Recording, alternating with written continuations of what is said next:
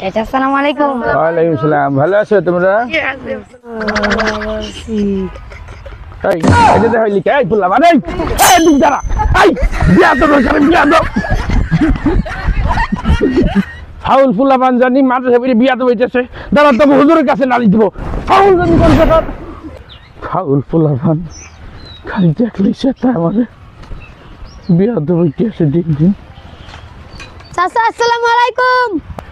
ওয়ালাইকুম আসসালাম। ভালো আছো? কিন্তু এই যে কি সুন্দর ভদ্র ছেলে দেখি সালাম দিল, এরকম ছেলে পেলে হইলে সে ভালো লাগে। তো তুমি এই ধান খেতে বসা কেন? কিন্তু চাচা এই যে এই এই এই এদিকে আয়, এই খাও।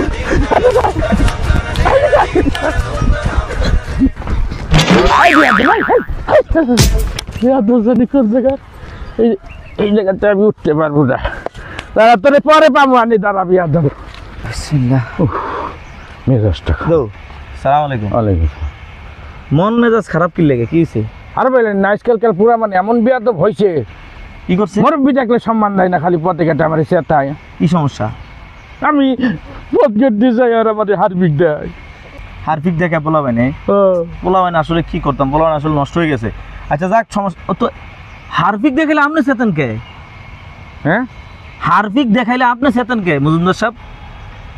তাও তো একটা কথা, আমি সেটিকে তো এটাই তো কথাটা, হারফিক দেখাইলে আপনি চেতন। কারণ একটা ফোন আছে, একটা মিনিট। আমার তো সেটার কথা না, আমি চেতবো কেন? হ্যালো, হ্যাঁ হ্যাঁ, কেমন আছো? তোমারে কয়বার কইছি আমি কি ভুলি যাই? আমি সব সময় কিনি না, এই যে কিনছি আমি হারফিক। বাসার লেগে মেজাজটা কেমন লাগে?